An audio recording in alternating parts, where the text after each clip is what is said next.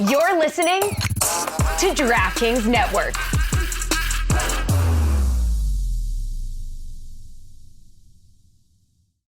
We all have that friend who wakes up early to go get everyone McDonald's breakfast, while the rest of us sleep in. This is your sign to thank them. And if you're that friend, this is us saying thank you. Just a friendly reminder that right now, get any size iced coffee before 11 a.m. for just 99 cents. And a satisfying sausage McMuffin with egg is just $2.79. Price and participation may vary. Cannot be combined with any other offer or combo meal. Ba-da-ba-ba-ba. This is the Dan Levator Show with the Stugotz podcast. We've got a bit of a traffic situation right here. We've got Carl Douglas and Stan Van Gundy both at the same time because we have breaking news. And one of the items of breaking news we have is that Carl Douglas's background kicks the ass of Stan Van Gundy's background. Yeah. Carl Douglas. There's no question about that. Oh, my God. What an ass kicking. You've got some sad hotel, some sad corner of a hotel. What city are you in? Is that Boston? That looks like sad Boston in the corner. I'm in Boston. Yes, I am. Yeah, that's what it looks like. You're in a sad Boston hotel, and Carl's coming to us. Is this Los Angeles, Carl? It is. Beautiful downtown Los Angeles.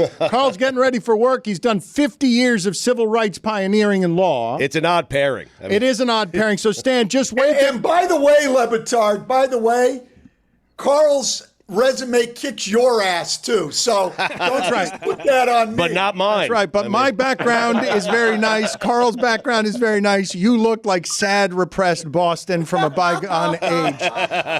But Carl, I wanted to bring you in here real quick because we're trying to put into some context the news that O.J. Simpson has passed away, and you were introduced to us, I believe, in the O.J. documentary that Ezra Edelman did that you somehow stole. How are we to take inventory of the entirety of this life? How are we supposed to meet the moment of now when at the end O.J. Simpson was seen as someone who had gotten away with murder? Dan, it's a complicated analysis. O.J. was one of my heroes at USC.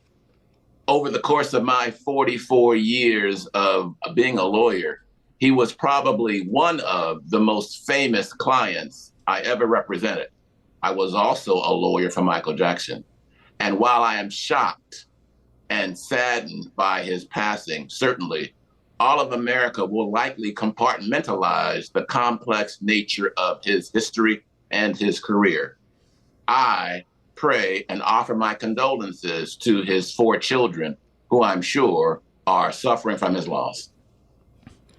You handled that nicely at the end because I don't know in such a polarizing case that I can meet the moment immediately after the death with anything other than a trilogy. But there are still people alive who are grieving the death at this very moment that if Carl Douglas is shocked by this, there are people, I don't know whether you loved O.J. Simpson or not. I don't know whether you guys had that relationship, but there are many people grieving right now.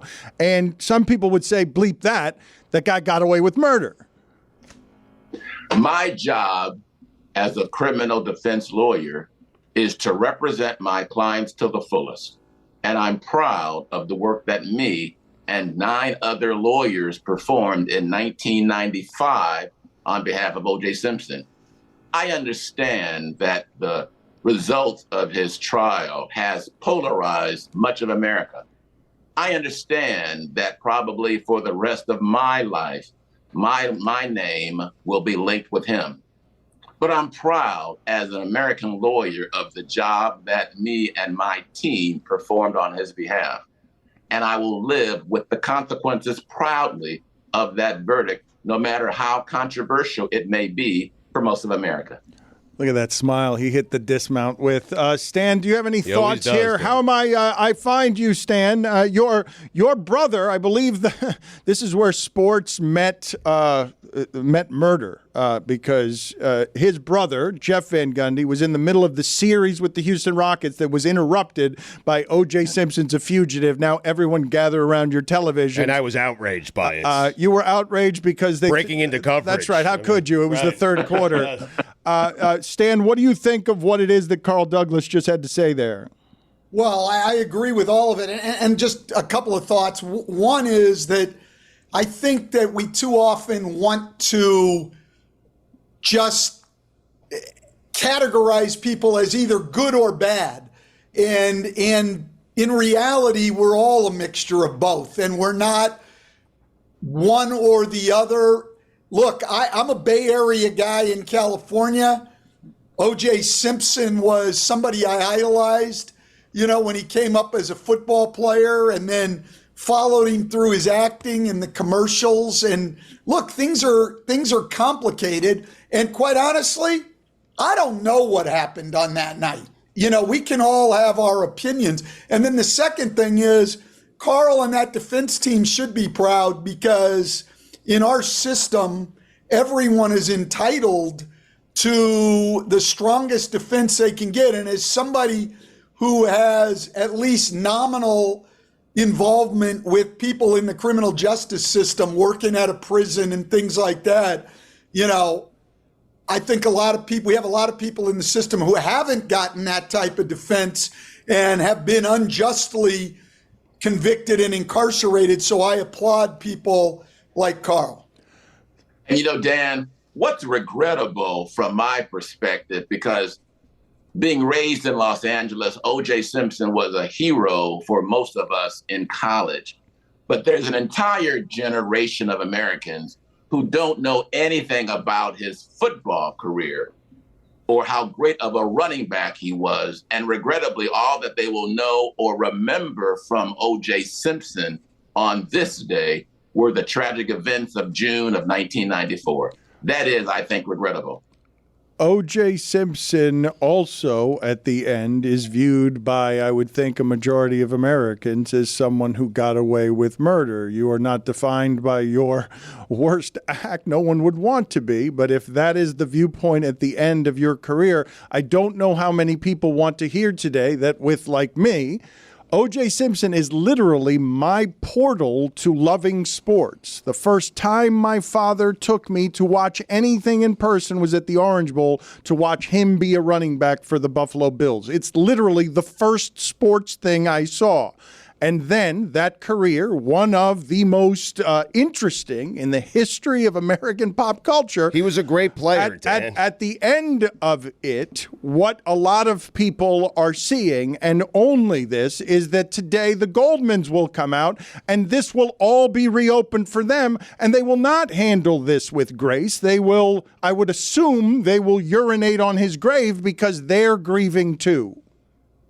Well, but Dan, first of all, I would say when you said a majority of Americans think he got away with murder, that's probably true because we're a majority white country, but I'm not sure that the majority of black Americans believe that. I know plenty of people, plenty of well-known people, I'm not going to throw their names out there and put them in the middle of controversy, but I know plenty of them, a couple who knew OJ well as an athlete, who don't think he did it. Intelligent people who watch that trial and don't think he did it. So it's more polarizing than people just thinking he got away with murder. And I think Carl made the point when he first spoke here today that I think was good in his grief for OJ's children. I think the one thing we could all agree with, his children had nothing to do with anything that happened to Nicole Brown Simpson. And this is not only a rough day for them, but as you say, it's going to open up the wound and make it even harder for them. And as someone who has recently gone through my kids losing a parent, this is going to be a very, very tough time. And I'm glad Carl brought that up. And hopefully all of us, regardless of whatever we think about that case, can have some empathy for OJ's family. Stan, I agree 100%. Despite everything that people may think, despite all of the lingering bad feelings that I'm sure exist, despite how the racial dynamics that were present then in 1995, regrettably, are still present today in 2024, there are 4 children who have lost their father And we must never lose sight of that fact. There's also the families of the victims who now are going to have to relive the trauma of this trial, I think, while this is all being brought up today. So I think we should also feel empathy for them because, you know, obviously that's difficult too. And I think like there's a lot of complicated aspects to it, like you said, Carl, because there is the case and then there is the person himself. And one of those things I think is incredibly complicated. And one of them, I mean, I feel like we're kind of tiptoeing around something here, which is that O.J. Simpson to a lot of people represents someone who brutally abused and battered his wife even before she died. So I just think we should probably hold some space for her family as well. Indeed, indeed. But as well for particularly many Black and brown citizens in this country, the O.J. Simpson trial reflected a racial break, if you will, and it highlighted, I think, some of the inequities that Stan mentioned that are still present in terms of the inability of many defendants to properly be able to mount a defense. O.J. had millions of dollars at his disposal, and he was willing to use that money in his own behalf. And only because he had so much money was the defense able to match the awesome power of the prosecution. All too often in public defender agencies across this great nation of ours, there is a lack of money or resources so that defendants can mount a credible attack against the prosecution that comes at them. But of course, Jessica, we must always remember that two people lost their lives at a time that was far too short for them. And we must always remember their families and their losses as well. Absolutely. Carl, I commend the work that you did as a defender because that is a right in America, I believe, and one that is often abused. Roy, did you have something here for Carl? Yeah, Carl, I have a legal question here. The Goldman family and Fred Goldman are still owed money from O.J. from the civil verdict. What happens now? I doubt, Roy, that there will ever be a legal mechanism that will enable them to receive a penny if they have not gotten anything in almost 30 years. OJ's funds were protected because he had a pension, both from the Screen Actors Guild and the NFL, which basically allowed him to receive upwards of $20,000 a month during the entirety of since 1995, I am sure. And because the Goldmans have been unable, despite tremendous attempts over the years, to get compensation for their verdict, I doubt in his death that they will be able to do any more now. Carl, I know that you're very busy. Thank you for the time today. You've always been a good friend to the show. On your way out, because I don't know what this day is going to be like for you, I imagine you're going to be jostled because this is going to bring back a time in your life, a different time in your life. A generation ago, you've been very close to America shaking around racially and elsewhere, legally, around everything OJ. So tell us here at the end, eulogize him, would you, for us on the spot as someone who was adjacent enough to handle something like this? OJ was an American icon in several different respects. Not only was he a great athlete, he was also one of the first athletes that were able to cross over into the commercial world of Hollywood and New York. And he set the stage before Michael Jordan, before Tiger Woods, for athletes to make millions and indeed billions because of their popularity across the face of this great nation. Regrettably, that stellar career was marred by this trial. And forever, I'm sure, in the minds and the legacies of many, that stain on his career will remain. Rest in peace, OJ. My love to your sons and your daughters. Carl, thank you for the time, sir. That glove didn't Dan, fit, it's Carl. always a pleasure. It's always a pleasure, guys. I've been away too long. I love you guys. Right, we love you too. The glove didn't fit, though. It didn't fit, The glove Carl. didn't fit. I mean, come all on. those attorneys, everything. I've talked else, to you about this, Carl. It didn't the glove fit. didn't fit. He must The have quit. glove didn't fit. Absolutely All right. Didn't fit. Ridiculous. The whole thing. Absurd. Asinine. Carl, thank you for being on with us. Always a pleasure, buddy. Stay well.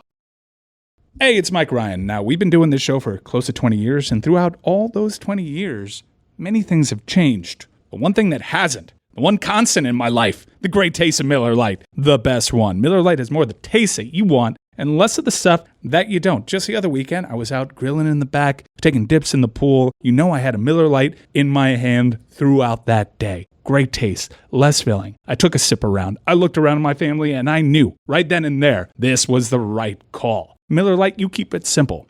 And you've got undebatable quality. Great taste, only 96 calories. It's the beer that strips away everything you don't need and holds on to what matters most. The original light beer since 1975. Times change, but you can always enjoy the great taste of Miller Lite. Tastes like Miller time. To get Miller Lite delivered right to your door, visit MillerLite.com/Dan, or you can find it pretty much anywhere that sells beer. Celebrate responsibly. Miller Brewing Company, Milwaukee, Wisconsin. 96 calories per 12 ounces.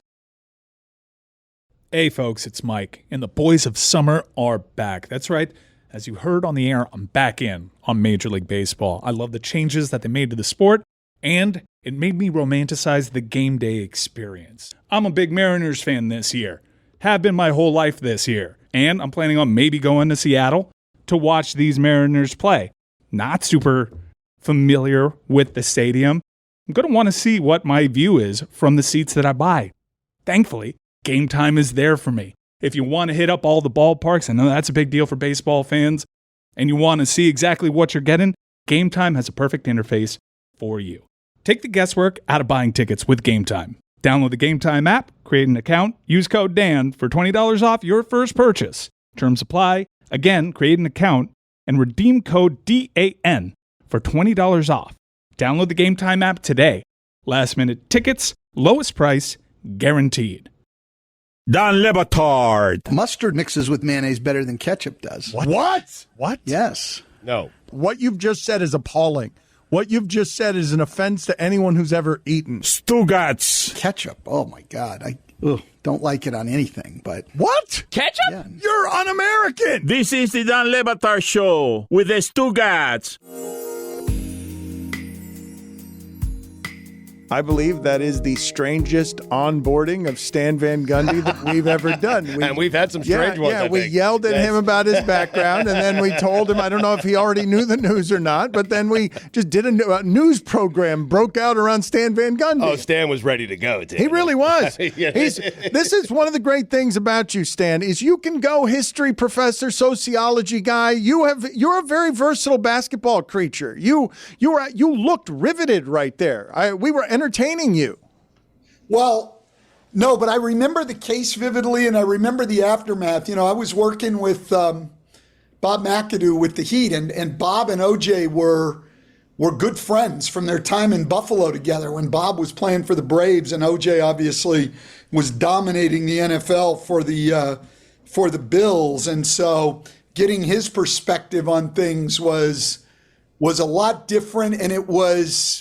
I don't know if my first time, maybe Rodney King was the first time, but certainly one of the first times at OJ trial where it really opened my eyes to the racial differences in how we just view the criminal justice system. I mean, I always knew it, but where it really became, vivid to me on the look. And that's why I said what I did. There's to this day, and I know the people, there are a lot of Black Americans who think that was a just verdict.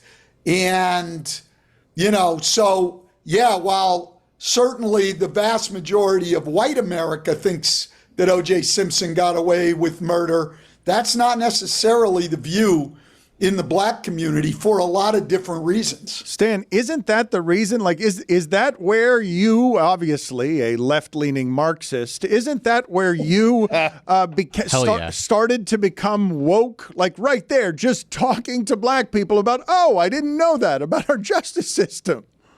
Well, I would just say my entire life experience of being in basketball is probably what make me woke. And certainly when you get to the NBA, but even before that in college, I mean, the majority of people you work with are, from a different background than mine. And so when you care about those people and you get to know them on a deeper basis and learn their thoughts and perspectives, it certainly opens up a different way of thinking than, what I would have otherwise. So, but I remember Rodney King, and I remember that trial probably like my kids, when they look back from my age, will, remember George Floyd and that summer. I mean, they were certainly seminal events. And I can remember people sitting around watching the trial. I can remember the OJ trial. I can remember everybody, it seemed like everybody sitting in front of the TV waiting for the verdict. The OJ trial, sort of pre-internet, feels like the last moment America shared around its television consuming something. I don't know if I have the history of it right. Caitlin Clark. Yes. It's true. Thank you. Other than Caitlin Clark, yes. Thank you. Stugotz always puts things in perfect Thank you, Stan. He does. Stan, Stugotz also has from yesterday another top 5 list of top 5 athletes who connote prayer. Are you ready? He gave us a top 5 list that I didn't think could be any better. That connote prayer? Yes, that connote. Yes. You'll hear the names and then you'll understand. Do you have yesterday's? Yeah, this was yesterday's All right, list. So this is yesterday. Just give Stan yesterday's. Garrett Temple, Neil O'Donnell, God Shamgod. Yes. Cantavius Caldwell Pope. Yeah. Malik Monk. Kendrick Nunn. Priest Holmes. So it was more than 5. We had more. That was yesterday. I didn't think it could be better than that, but he says now he's got a new number 5 list, top 5 list. Number 5. Von Wafer. Oh, the Union Wafer. Nice. Number 4. Enos Cantor. Number 3. Michael Bishop. Number 2. Tim Tebow. I don't get that one. Tim Tebow Prayer. created his own. Come on. Stan, are the Bucks in trouble? Because Number 1. the Greek Freak went down, and I think that's major news right before the playoffs. What do you think about the Bucks' chances moving forward? Sister Jean. It got worse as it went on, Stugotz. How's that possible?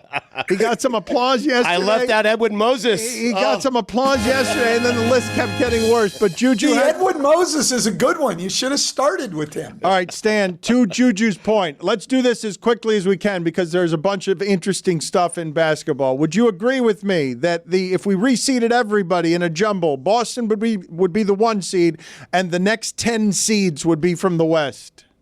No, I would say that the number 2 seed is Philadelphia with a healthy Joel Embiid. 30-8 on the year with Joel Embiid, a higher winning percentage than what Boston has. If he's healthy and in shape, I think they are the biggest threat to the Celtics in either division. I legitimately had forgotten about them because he's been out all season. Yes. But the last 5 games, they've looked at, and if he can stay healthy, a giant if. I stand corrected. You don't believe Boston has a weakness, though, do you? Or are you somebody that says, nope, empirically, late in games, they might not be mentally weak, but they're not getting the shots they need late in close games? Well, I would agree with the last part. I don't really like the shots they get down the stretch. But listen, we're nitpicking to find weaknesses with them. And we got to remember, this is not the NCAA tournament where you've just got to beat them once. You got to beat them 4 times. I mean, I have a hard time seeing anybody doing that. The 2 teams I think are probably closest to them are Philly, like I said, and then Denver. And I do think they have a little problem. Look, to combat the teams with great centers, then they've got to play Horford big minutes, which takes Porzingis off the floor a little bit more. And Porzingis is a huge part of the matchup problems they create. So I do think those two teams would have a chance. I don't think anybody else does. I think it would have to be either an injury to Boston or just a major meltdown on Boston's part for anybody other than those two teams to beat them. Stugotz is bored by the greatness of Jokic. I've been told that we have a song now to celebrate the boring, droning greatness of Jokic. Here's a stat of the day from that big man, Nikola. Godlike skills put on display, but we're feeling so blasé, setting records all the time. We've become so indifferent. We're all bored, but what the hey? Jokic stat of the day. So this is Stugotz's idea. He thinks we should give it like while yawning, like having difficulty. We should, yes. Last night in a game they had to have, Jokic, 41 points, 11 rebounds, 7 assists, 3 steals, shot 80% from the field, 100% from 3. And by the way, against the guy, Dan, that people think will win his 4th Defensive Player of the Year this year. Boring. You tell me, Stan, is he the best offensive basketball player there has ever been? Whoa. Well, you can make a case for him being the best offensive center. I think actually the best offensive player now that I have ever seen is Luka Doncic. Okay, so we've gotten there. Did you see MJ? No, hold on a second. Wow. Stan, I did see MJ. I did. Stan, Just making Stan, sure. Let's go. Stan, you got to give me the take. Let's hear it. Well, listen, I just don't think there's anything the guy can't do offensively. He's absolutely huge, first of all. I mean, he's 6'8" and big. He shoots the ball from deep. Now, I wouldn't have said this even a year and a half, 2 years ago. He's become a more consistent shooter from range.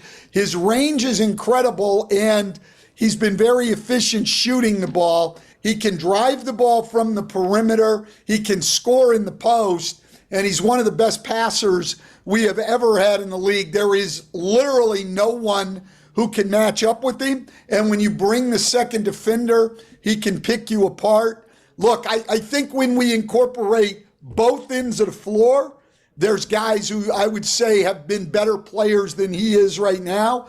But as strictly offensive players, I think he's the best I've ever seen. He just asked you, he really did that to Stan Van Gundy. Have you seen MJ?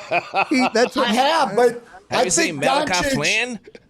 Listen, it was a different game. And so had Jordan come up in this game, maybe he would have shot the 3 as frequently and as well as Doncic did. And he certainly, MJ got to the point where he shot the 3 well. It just wasn't a volume 3-point league. So maybe he would have evened him up on that part. Jordan certainly wasn't a bad passer, but he was not Luka Doncic as a passer. And he did not have Luka's size and strength. I just, look, I'm not trying to demean Michael Jordan in any way, or LeBron James for that matter, but Luka Doncic to me is at a different level offensively. Stan, real quickly, Adam Silver said what Jontay Porter did was the cardinal sin and could face banishment. Do you have any opinions on what that young brother did? Well, first of all, we don't know what he did or didn't do. So accusations are one thing, allegations, but we'd have to see proof. But I do think that betting on games is pretty bad. Like, the one thing you want as a sports fan to know is the integrity of the game. If somebody's messing with that or potentially messing with that, and that's why the point shaving scandals over the years have been bad. Now, I will say this, Jontay Porter is never in a position, I don't mean to demean the guy, but he can't affect the outcome of games. He just doesn't play a big enough role. So I wouldn't call it the cardinal sin. But if you had a guy gambling and he were getting playing time, well, then you'd have a pretty bad situation. Stan, in fairness to Michael Jordan, MJ, it's hard to pass with all those rings on your fingers. Thank you, Stan. It's nice seeing you again. He's in Boston. He's doing it better than anyone is out there. Did you want to preview the game, or is that promotion enough? Is there something that you want to say to? You know what? You know how these late season games are. We don't know. It's a big game for the Knicks. We have absolutely no idea how Boston will play it. I don't know who they'll play, who they won't play. Okay. So, no, I don't all right, that's fine. That's an excellent promotion. You know, I love that. That's great. Sold. That's it. That's perfect advertising for the game, the national game on TV I was tonight. going to watch. Now I'm not going to watch. Shit, that was a shitty sales job. That was so bad. He couldn't even fake it. Don't watch the game. Peyton Pritchard. Please watch anyway. Dan Le Batard. Amino Hassan. Stugotz. Amino acid. This is the Dan Le Batard Show with the Stugotz.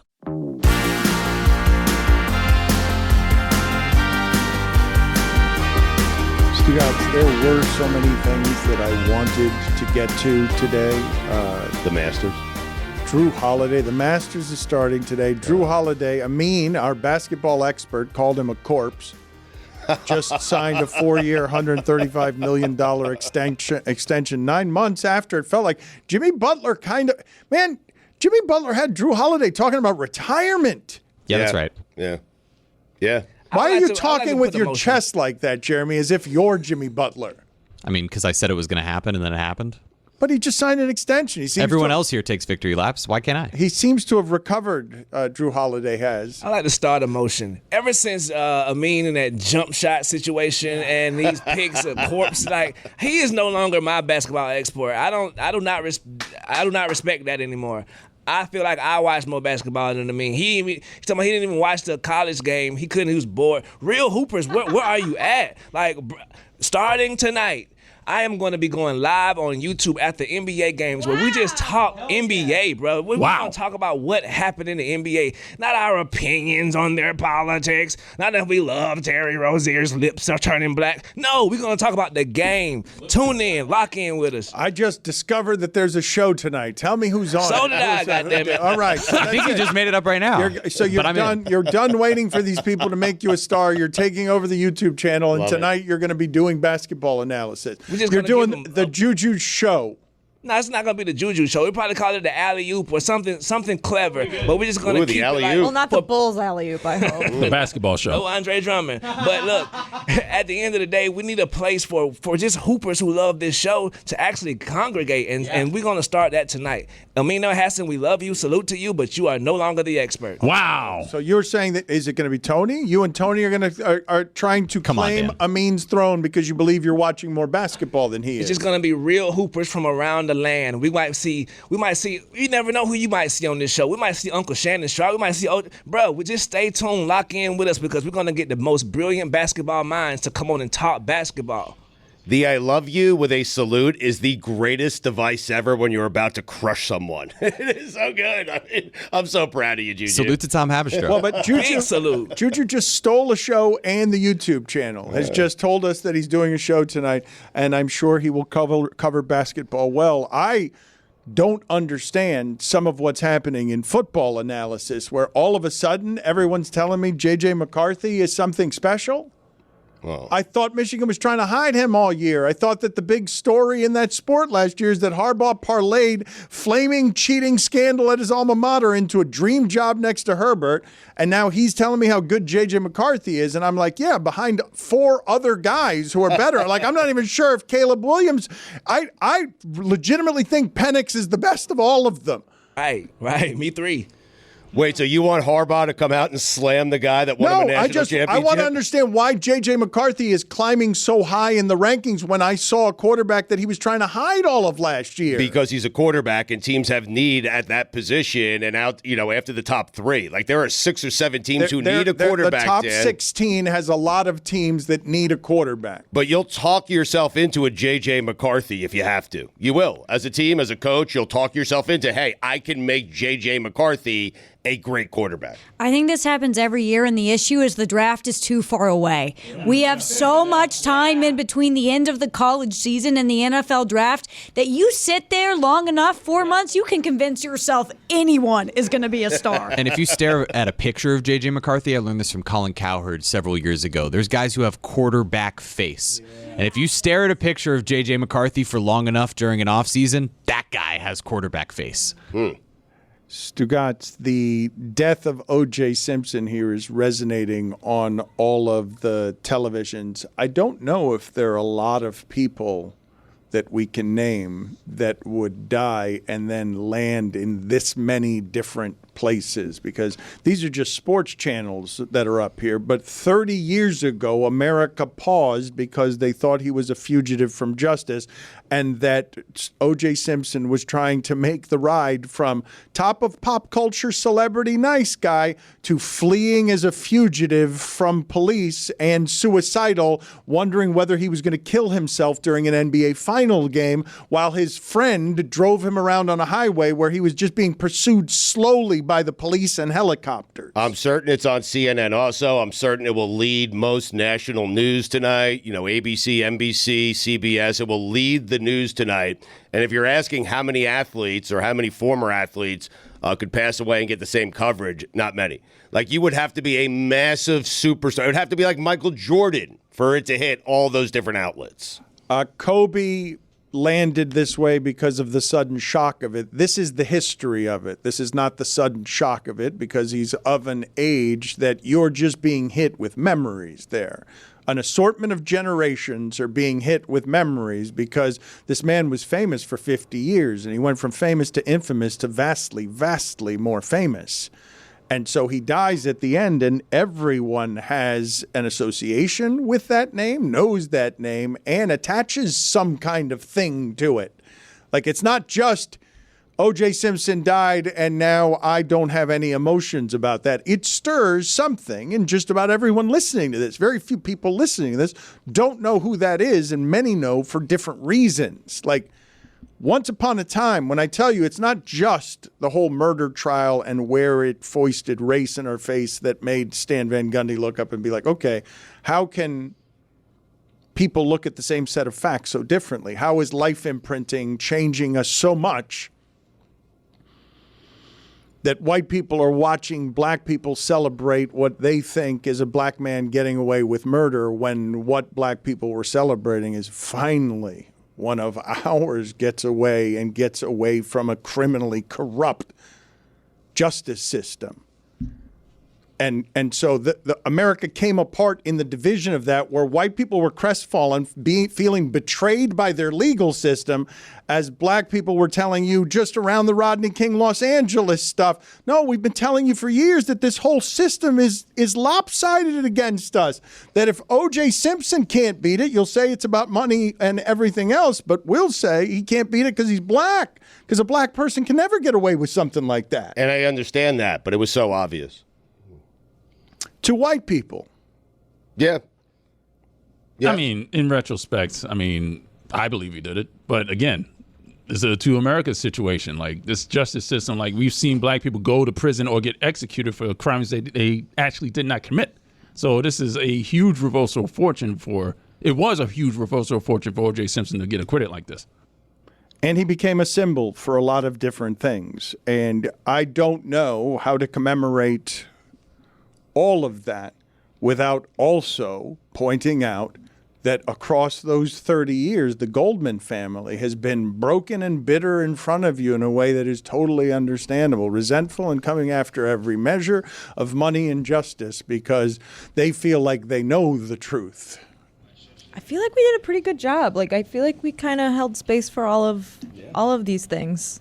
Not to, pat ourselves on the back like But you're Jeremy doing just it. did. No, we covered the Oh, shit yeah, out and we of have this. man. Carl Douglas on. Like, Yeah. how many other shows are going to get Carl Douglas Nobody. on 10 minutes after the news breaks? Yeah. You're right, Jessica. We deserve to pat ourselves on the back. Somebody pat me on the sometimes, you know back. what I mean? We have a minute left. Do you Listen. want our Pixar top 5 Pixar movies or? How did you guys turn O.J. Simpson talk into patting ourselves on the back for our I mean, coverage? it's hard deserve to it. live produce a very famous person For just leaving, dying. but we left space for been doing it for everybody's 20 feelings. years. It was Did you very see nice. Catherine Zeta-Jones and dipping below the lasers. That's the segments we just did. Entrapment. Really? Wait, you mean like Really? Ocean's 12? It was Entrapment. No, it was Entrapment with Entrapment, Sean yes. Connery. Great movie. It Because is. she's not in Ocean's 12, but someone dips below the laser. The French guy. He was a real That was a French dipper. Batard, if you know what I mean.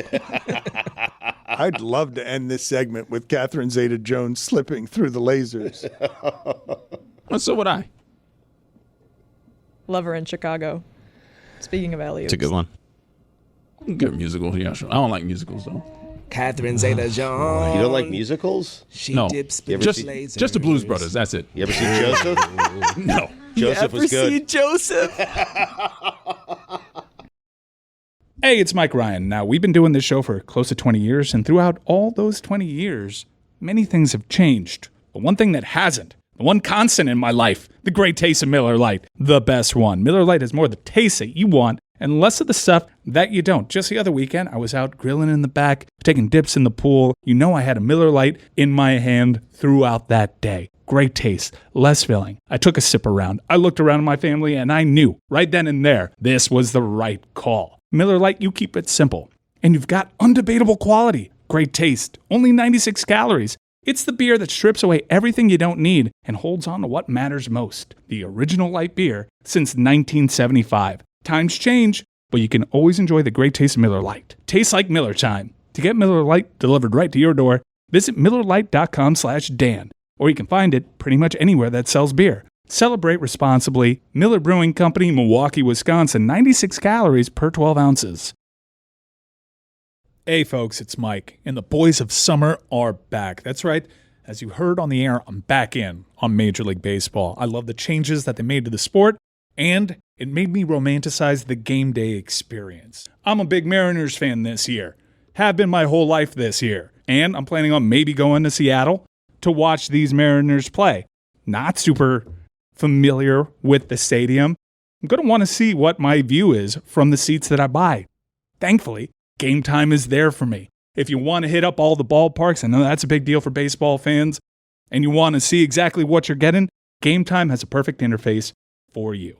Take the guesswork out of buying tickets with Game Time. Download the Game Time app, create an account, use code DAN for $20 off your first purchase. Terms apply. Again, create an account and redeem code DAN for $20 off.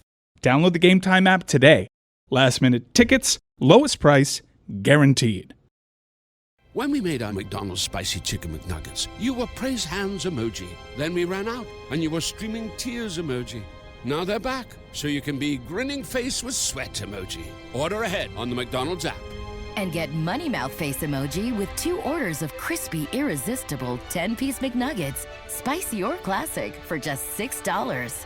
Limited time only. Prices and participation may vary. Cannot be combined with any other offer. Single item at regular price. Ba-da-ba-ba-ba.